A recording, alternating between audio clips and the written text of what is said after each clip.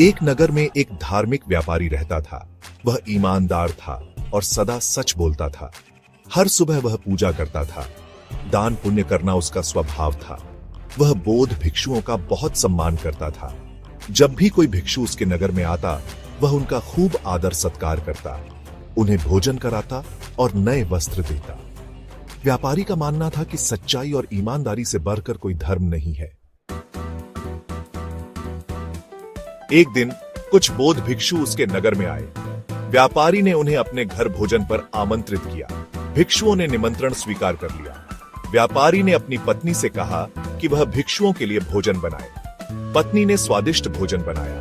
भिक्षुओं ने भोजन ग्रहण किया और व्यापारी को आशीर्वाद दिया।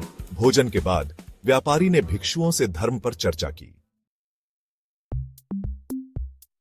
एक भिक्षु ने व्यापारी से पूछा, भाई, तुम सदा सच बोलते हो?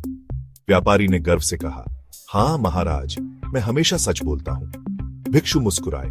उन्होंने व्यापारी की पत्नी से पूछा, माता, क्या आपके पति हमेशा सच बोलते हैं? पत्नी ने झिझकते हुए कहा, महाराज, वह सच बोलने का प्रयास तो करते हैं, पर कभी कभी व्यापार में। भिक्षु ने व्यापारी की ओर देखा।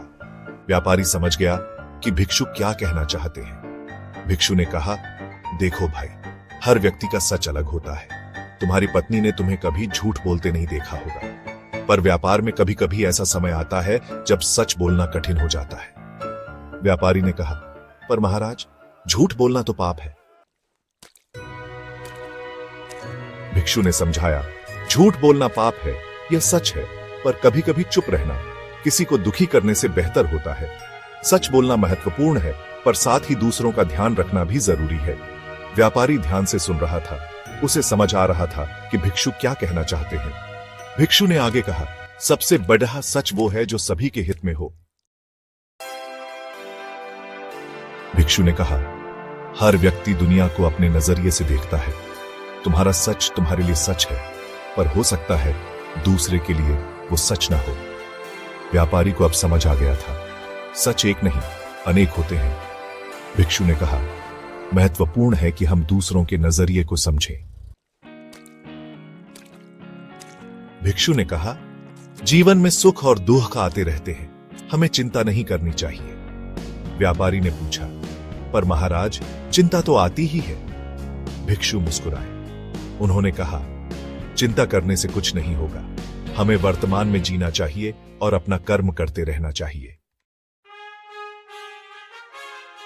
भिक्षुओं ने व्यापारी को आशीर्वाद दिया और आगे बढ़ गए। व्यापारी के मन में एक नई समझ जागी थी। उसे समझ आया कि सच्चाई एक नहीं, अनेक होती है। महत्वपूर्ण है कि हम दूसरों के नजरिए को समझें और हमेशा सकारात्मक रहें। सच्चाई की शक्ति से ही हम जीवन में सफलता और सुख प्राप्त कर सकते हैं।